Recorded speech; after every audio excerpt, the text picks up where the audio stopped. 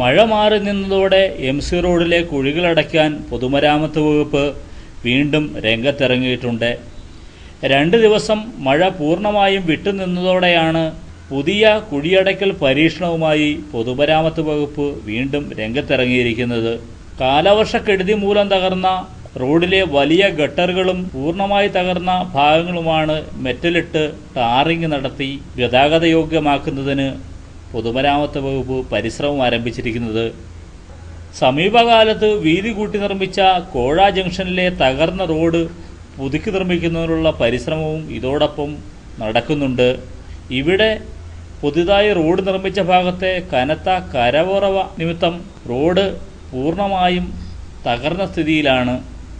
തകർന്ന റോഡ് നിരവധി തവണ പുതുക്കി നിർമ്മിച്ചുവെങ്കിലും ദിവസങ്ങൾക്കുള്ളിൽ ഇവ വീണ്ടും തകരുന്ന സ്ഥിതിയാണ് കാണാൻ കഴിഞ്ഞത്. തകർന്ന റോഡിലേക്ക് ഇക്കുറി മണ്ണിറക്കി വലിയ മെറ്റലിട്ട് ഉറപ്പിച്ച ശേഷമാണ് പുതിയ ടാറിംഗ് പരീക്ഷണം നടത്തുന്നത്. പ്രധാന ദേശീയപാതയായ എംസി റോഡ് അന്താരാഷ്ട്ര നിലവാരത്തിൽ നിർമ്മിക്കുന്നതിന് KSTP വർക്ക് ടെൻഡർ ചെയ്തിട്ടുണ്ട്.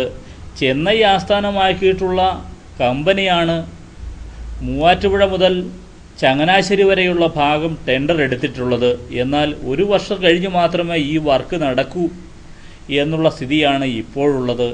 മഴക്കാലം പിന്നിടുന്നതോടെ റോഡ് പൂർണ്ണമായിട്ടും ഒരിക്കൽ കൂടി ടാറിംഗ് നടത്തി ഗതാഗതയോഗ്യമാക്കുന്നതിനാണ് ഇപ്പോൾ പൊതുമരാമത്ത് വകുപ്പ് തീരുമാനമെടുത്തിട്ടുള്ളതെന്നറിയുന്നു.